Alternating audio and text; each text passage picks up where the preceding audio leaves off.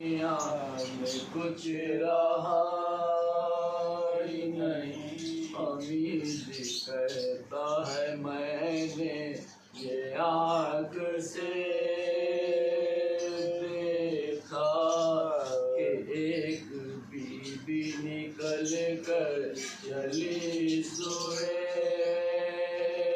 صحرا، شکستہ حال پریشان حواس میں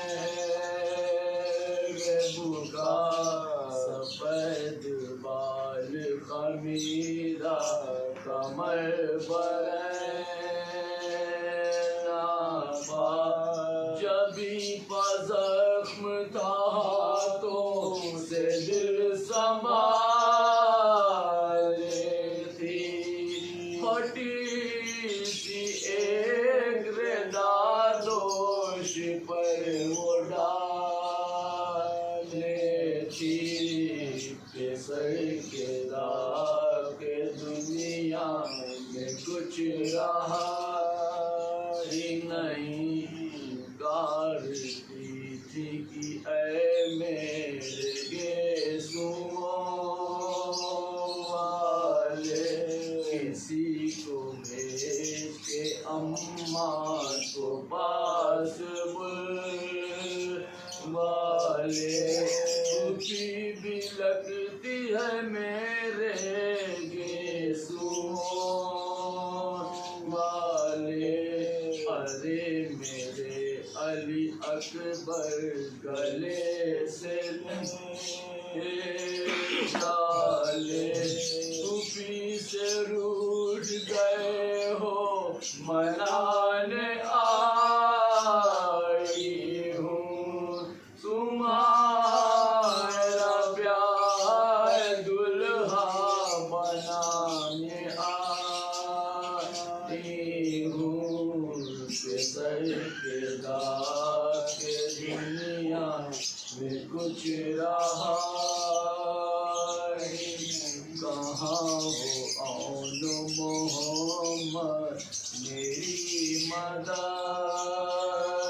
کو کہاں ہو خاتم نوشاد ہم کو راہ دکھا، حبیب ابن مظاہر ذرا تم ہی آ جا، ارے کوئی علی اکبر کی لاش پر پہنچا، مدد کو حر بدم بے کسی نہیں آتا، تمہیں پکارو بیٹا کوئی نہیں آتا، کہ سر کے داغ کے دنیا میں کچھ رہا ہی نہیں، ادھر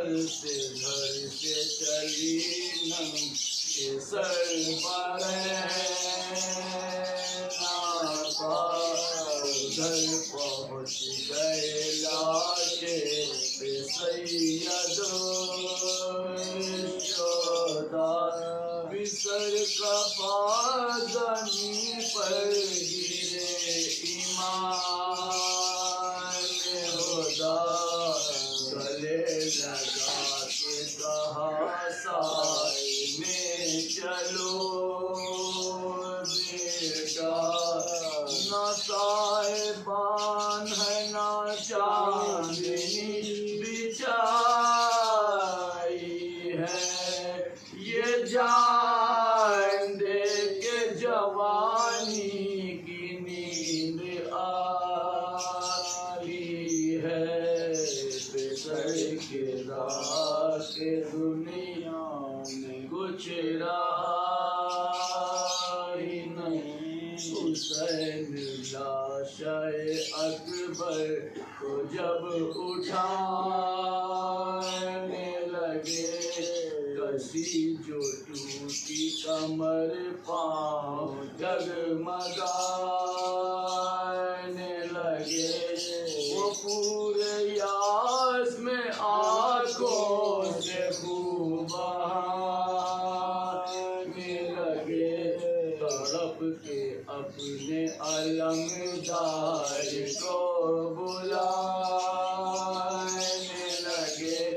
चलो उठाओ तने पाश पाश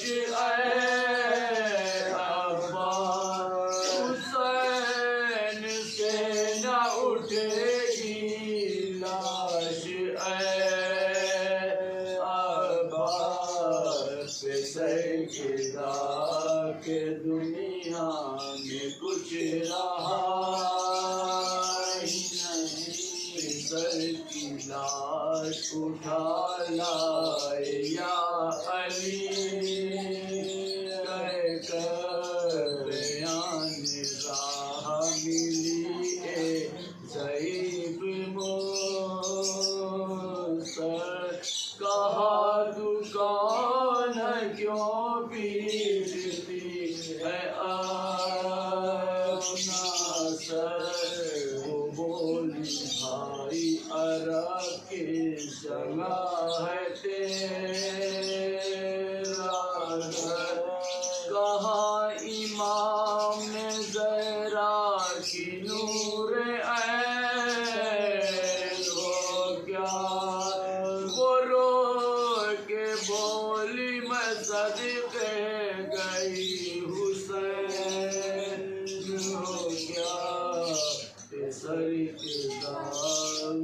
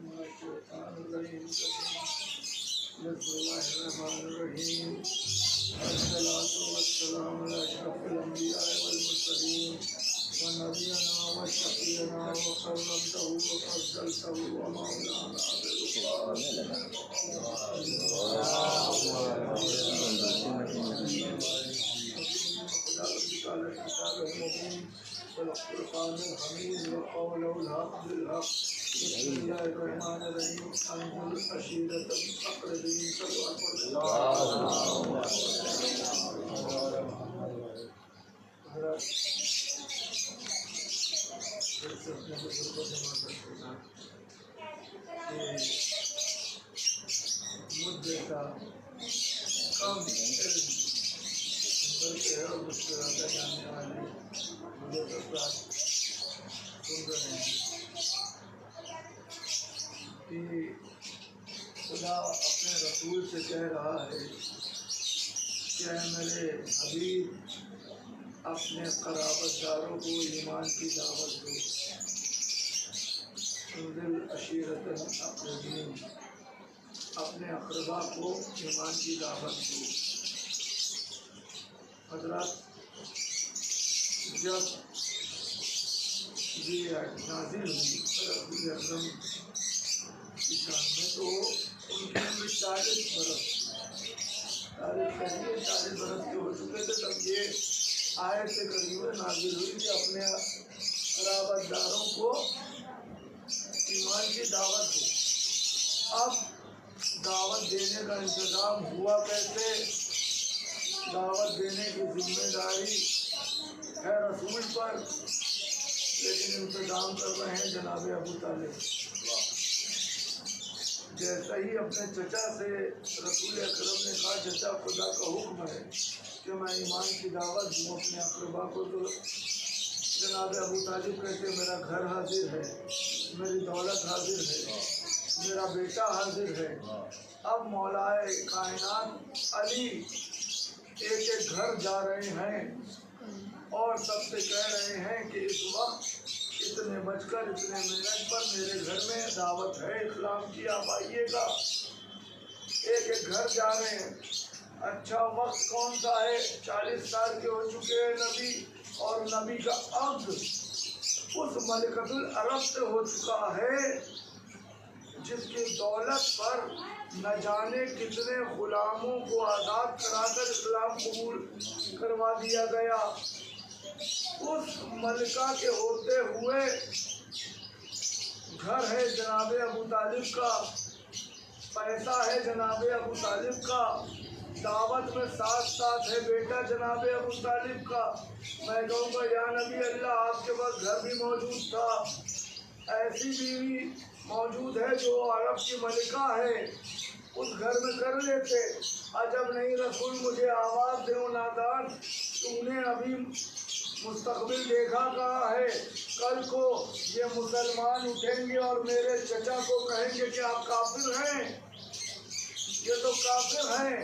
پھر اگر یہ پیمانہ طے ہو جائے کہ ابو طالب کافر تھے تو کسی بھی مسلمان کو کافر کے سامنے سر اٹھا کے چلنے کی ہمت نہ رہے گی، ورنہ کل یہ کافر اس مسلمان سے کہے گا ارے آپ کیا بات کر رہے ہیں، آپ کی پہلی دعوت تو ہمارے گھر میں ہوئی ہے، ہمارے پیسوں سے ہمارے گھر میں ہوئی ہے۔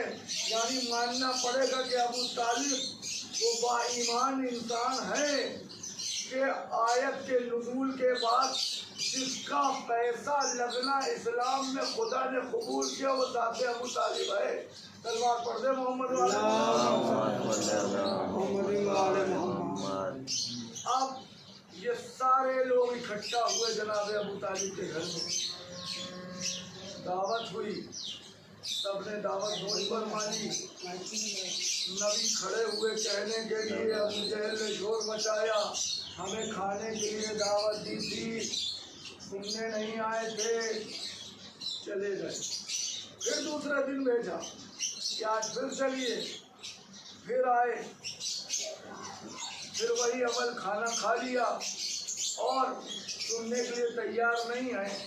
اب جب تیسرا دن آیا ہے، کھانا کھا چکے، رسول کھڑے ہوئے، پھر ابو جہل نے شور کیا کہ ہم روز کہتے ہیں ہم کو کھانے کے لیے بلایا ہے، سننے کے لیے نہیں۔ اب تاریخ نے لکھا ہے جناب ابو طالب نے اس کے کالر کو پکڑا اور اپنے آم پہ ہاتھ لگایا، کہ کس کی مجال ہے جو آج اٹھ کر چلا جائے، تم یا سیدی یا مولائی، اے میرے سید، اے میرے مولا، آپ کہیے جو کہنا چاہتے ہیں۔ جناب ابو طالب نے رسول کو اعلان کرنے سے پہلے ہی اپنا سید اور اپنا مولا مان کر اعلان کر دیا، ایمان کا تلوار پڑھتے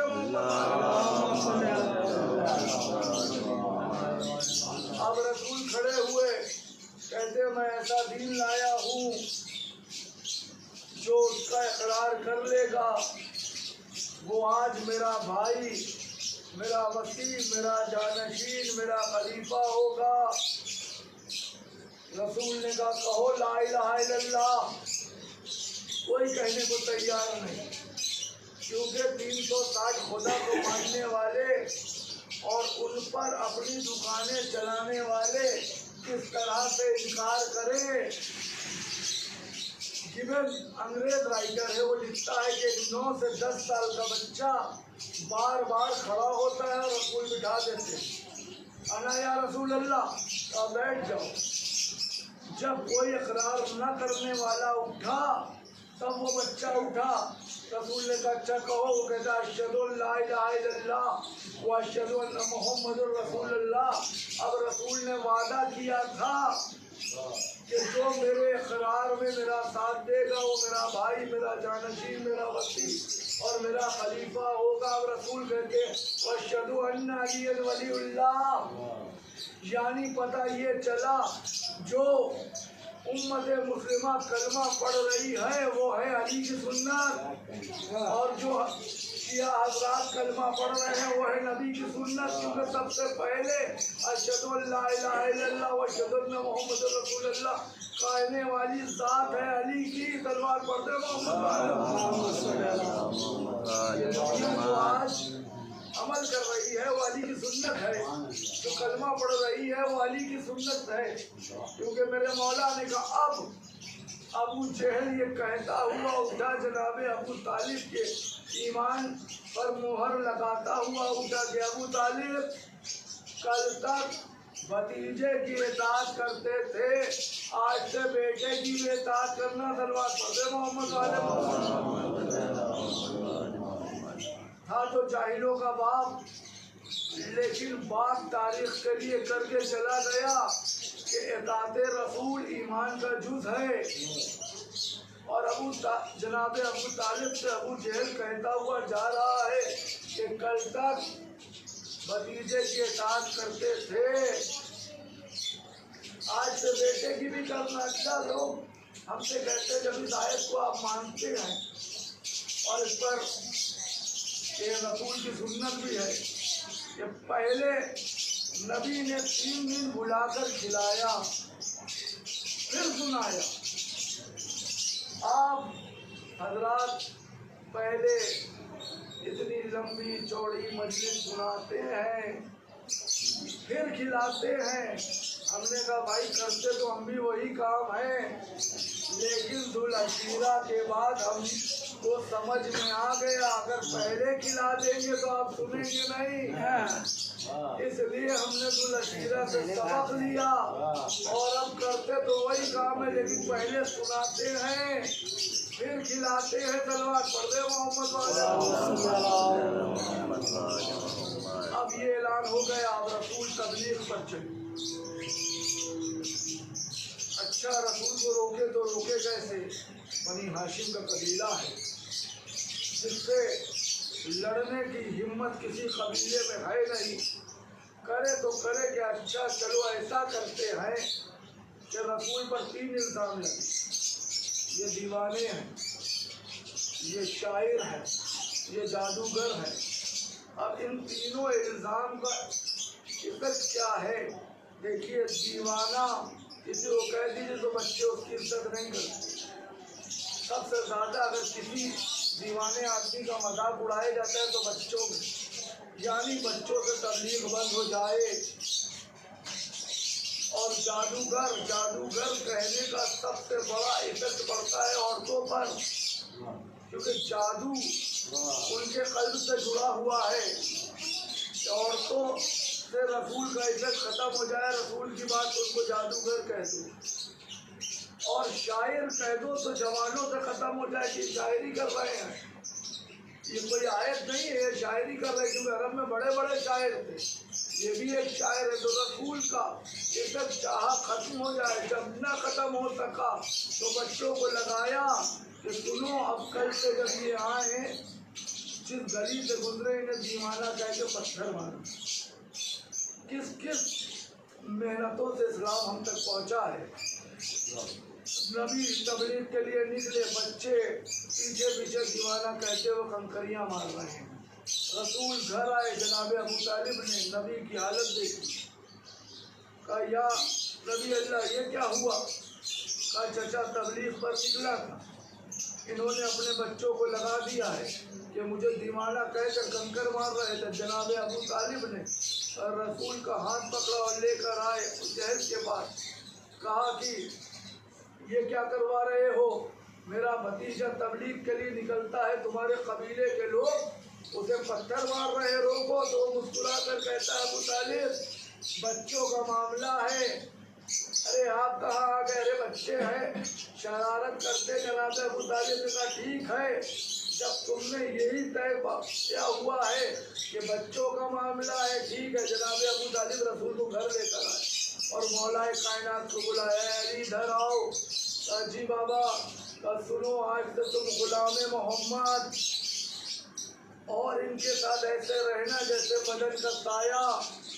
अब मौलाए कायनात चले اب جو یہ دیوانہ کہہ رہے تھے پیچھے پیچھے آئے، چہتائی کنکریاں اٹھانی چاہیے، مولا نے کسی کا ہاتھ توڑا، کسی کو اٹھا کے پٹکا، کسی کا پیر ٹوٹا، اب تب اکٹھا ہوئے جناب ابو طالب کے پاس، اپنے ٹوٹے پھوٹے بچوں کو لے کر آئے۔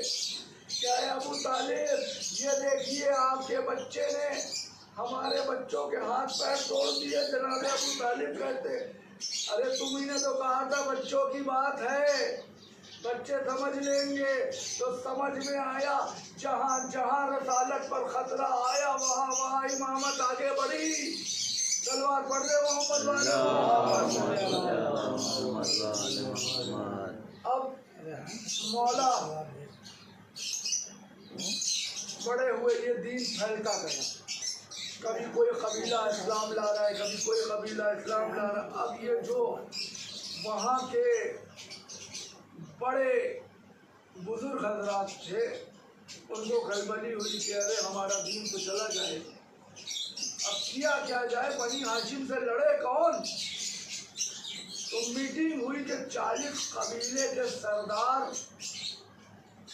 حملہ کریں گے رسول اکرم پر۔ اب بنی ہاشم 40 قبیلے سے ایک ساتھ تو لڑ نہیں سکتے۔ ہوا کیا، شب ہجرت کی شب جسے کہتے ہیں، 40 قبیلے کے سرداروں نے نبی کے گھر کا محاصرہ کیا، نبی کے گھر کو گھیر لیا کہ صبح امانت لے لیں گے پھر انہیں قتل کریں گے۔ اچھا جو رسول نہیں مانتے تھے وہ صادق اور امین مانتے تھے، اپنی امانتیں انہی کے بعد رکھوایا کرتے تھے۔ اب یہ معاہدہ ہو گیا، خدا نے جبریل سے کہا کہ جبریل جا کے نبی سے کہو مکے سے مدینے ہجرت کر جائے اور اپنے بستر پر اپنے بھائی علی کو سلا جائے۔ جب یہ جناب جبرائیل نے رسول خدا سے کہا، رسول خدا مولا کائنات کے پاس آئے، کہا یا علی میرے بستر پہ سو رہو گے؟ کہا یا نبی اللہ اگر میرے سونے سے آپ کی جان بچ جائے۔ کہا ہاں۔ تو تاریخ نے لکھا علی نے مصلی بچھایا اور نماز شکر ادا کی 2 رکعت۔ میں نے دیکھا 2 عمل دیکھے، ایک نبی نے خواب دیکھا اور اپنے بیٹے سے کہا کہ بیٹا میں دیکھ رہا ہوں کہ میں تمہیں عالم منہا پر ذبح کر رہا ہوں۔ وہ بیٹا کہتا ہے بابا آپ پر جو وحی نازل ہوئی ہے آپ اس پر عمل کریں، انشاءاللہ آپ مجھے صابرین میں پائیں گے۔ اور علی کو پتا ہے کہ تلواروں پہ سائے میں سونا ہے، وہ شکر کا سجدہ کر رہے ہیں۔ تو آئیے دیکھیں صبر اور شکر کیا کب جاتا ہے۔ میں نے دیکھا آپ حضرات کرتے ہوں گے کہ اگر کسی کے وہاں موت ہو جائے تو ہم جا کر اس سے کہتے ہیں بھائی صبر کرو صبر کرو، اور کسی کا بچہ ٹاپ کر جائے تو اس سے کہتے ہیں بھائی شکر کرو، تمہارے بچے نے ٹاپ کیا، تم پر خدا کی نعمت ہے۔ یعنی پتہ یہ چلا کہ صبر مصیبت پر کیا جاتا ہے اور شکر نعمت پر کیا جاتا ہے۔ جس کو اسماعیل مصیبت سمجھ رہے تھے اس کو میرا علی نعمت سمجھ رہا ہے کہ آج نبی کے بستر میں کہوں گا اے جبرائیل آپ ہیں فرشتے، آپ آئے ہیں خدا کے وہاں سے، آپ پر تلوار اثر نہیں کرے گی، آپ سو جائیں نبی کے بستر پر۔ علی کبھی سوتے نہیں ہیں، یہ تو آپ بھی جانتے ہوں گے، تو آپ سو جاتے۔ یہ علی کو بستر رسالت پر لیٹنے کے لیے کیوں کہہ رہے ہیں؟ عجب نہیں، جبرائیل آواز دے او نادان، مجھے اپنی منزل پتہ ہے، نبی کے بستر پر وہی لیٹ سکتا ہے جو اسی کے نور سے بنا ہو۔ تلوار اب علی بستر پر سوئے اور اس طرح سوئے کیونکہ تاریخ لکھتی ہے کہ نبی کا قد بہت بالا تھا، علی مولا کائنات سے بالا تھا، اور نبی کا ایک معجزہ تھا کہ وہ جب سوتے تھے ان کی پیشانی سے نور ساتے تھے، اور ایسا نور ساتے ہوتا تھا کہ لوگ اندھیروں میں اپنی چیزیں ڈھونڈ لیا کرتے تھے۔ اب مولا دیکھیں کسی کی شبی جاگنے میں بننا آسان ہے کہ کسی کی نقل کر لیں، اور نبی نے علی سے کہا ہے کہ سونا ہے آج لیٹنا نہیں ہے، تمہیں سونا ہے۔ میں کہوں گا یا نبی اللہ، یہ علی کبھی سوئے نہیں، آپ ان سے کہتے تھے میرے بستر پہ شب بھر لیٹ جاؤ، میری جان بچ جائے گی، صبح اٹھ کے آ جانا۔ نبی آپ نے سونے کے لیے کیوں کہا؟ تو نبی کہیں گے اے نادر، تجھے نہیں معلوم، تو نے مستقبل نہیں دیکھا ہے۔ آنے والے زمانے میں جب ہمارے چاہنے والے کہیں گے یا علی مدد، تو لوگ کہیں گے کس علی کو پکار رہے ہو، وہ نجف میں سو رہے ہیں، وہ تمہاری مدد کو کیسے آئیں گے؟ تو زمانے میں نبی نے یہ جواب چھوڑ دیا، یاد رکھو جو علی سو کر نبی کی جان بچا لے، وہ علی سو کر امتی کی جان بھی بچا سکتا ہے۔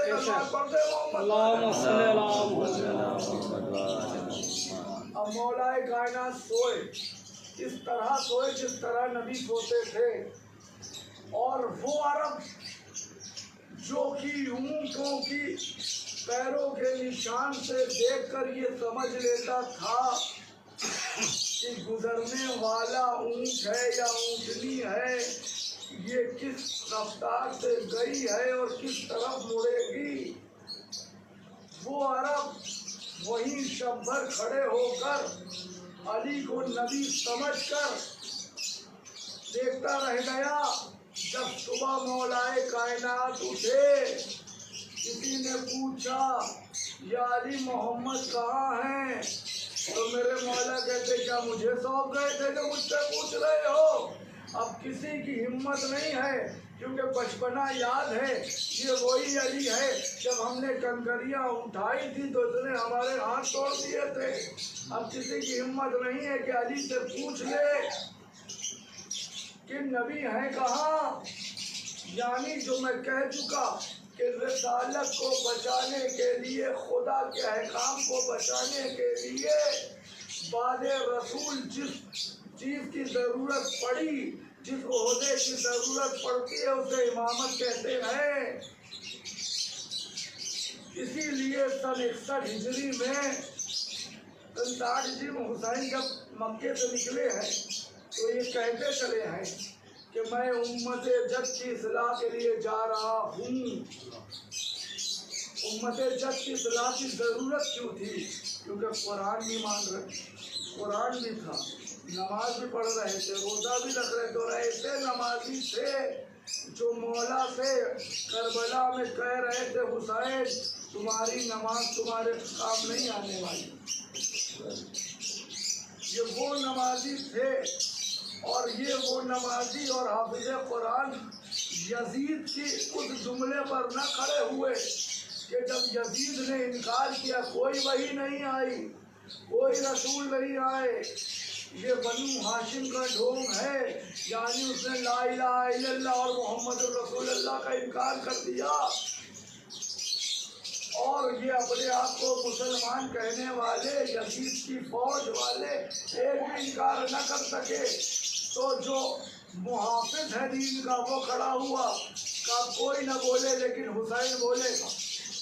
حسین نے اپنے گھر سے چھوٹا سا قافلہ لیا، اپنی بہن کو ساتھ لیا کہ بہن تمہارا اس لیے بھی چلنا ضروری ہے کہ دنیا میرے قتل کے بعد مجھے باغی کہے گی تو تم بتاؤ گی کہ تمہارا بھائی باغی ہے یا شہید ہے۔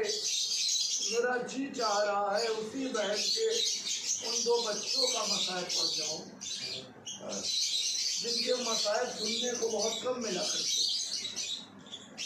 جناب زینب کے دو بیٹے جناب عون اور جناب محمد جو کرب و بلا میں شہید ہوئے، جب یہ لٹا ہوا قافلہ آگے بڑھا ہے نا، ہر بیوی سروں کو لے کر رو رہی تھی تو یہ دو سر ایسے تھے جن پر رونے والا کوئی نہیں تھا. تو کسی نے جناب سید سجاد سے پوچھا ہے سید سجاد کیا ان کی ماں دنیا میں نہیں ہے؟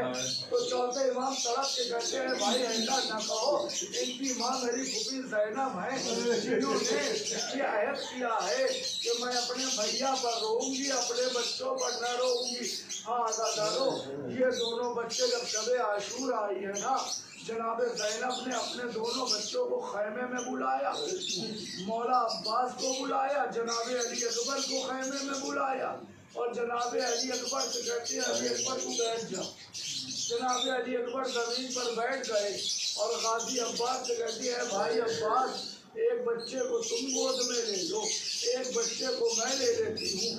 ہاں دونوں بچوں کو لے کر جناب علی اکبر کے چلایا پھرنا شروع کیا، اور جناب زینب کہتی جاتی ہیں اے خدا تو گواہ رہنا، میں نے اپنے بچوں کو حسین کے بچے پر صدقہ کر دیا ہے. خدا میرے گھر کا چراغ بجھ جائے لیکن لیلا کا چراغ رہ جائے. عزادارو صبح عاشورہ آئی ہے، جناب زینب دونوں بچوں کو لے کر امام حسین کے باغ میں بھیا میرے بچوں کو اجازت دو، میں ان کو اکبر پر صدقہ کر چکی ہوں. مولا نے اجازت دی. جب بچے میدان میں جانے لگے جناب زینب نے کہا اپنے بچوں سے بچوں سنو، مجھے معلوم ہے تم جعفر طیار کے پوتے ہو، سنو جنگ کرتے کرتے اگر فرات پہ قبضہ کر لینا تو سن لینا ایک بوند پانی نہ پی لینا. اگر تم نے پانی کی ایک بوند پی لی، یہ زینب علی کی بیٹی وعدہ کرتی ہے تمہارا دودھ نہ بخشے گی. عزادارو یہ دونوں لاڈلے میدان میں آئے.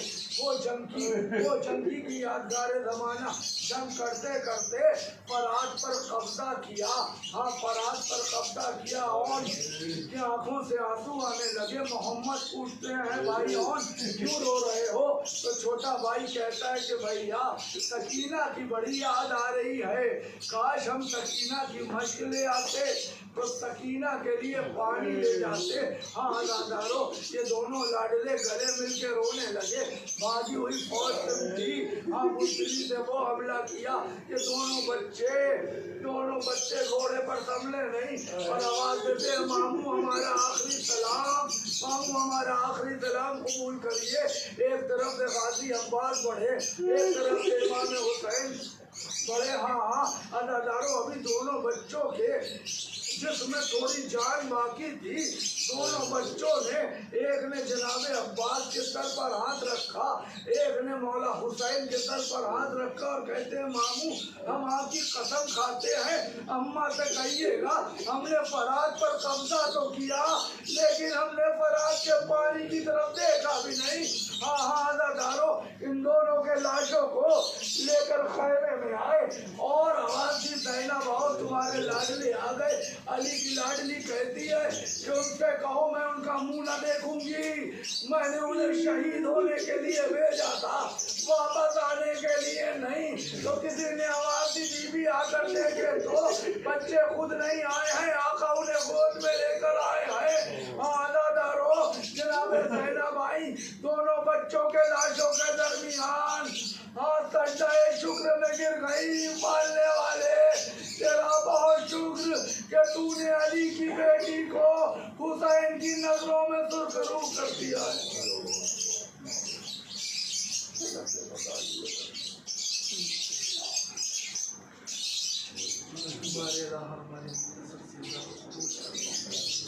ہمارے امام کا ظہور جلد اور ہمارے قوم میں جو پریشان آج روزگار ان کو روزگار عطا فرما. ایک سورہ فاتحہ محمد حسن ابن شمشاد، ایک سورہ فاتحہ کی گزارش ہے محمد حسن ابن شمشاد ہوتا ہے.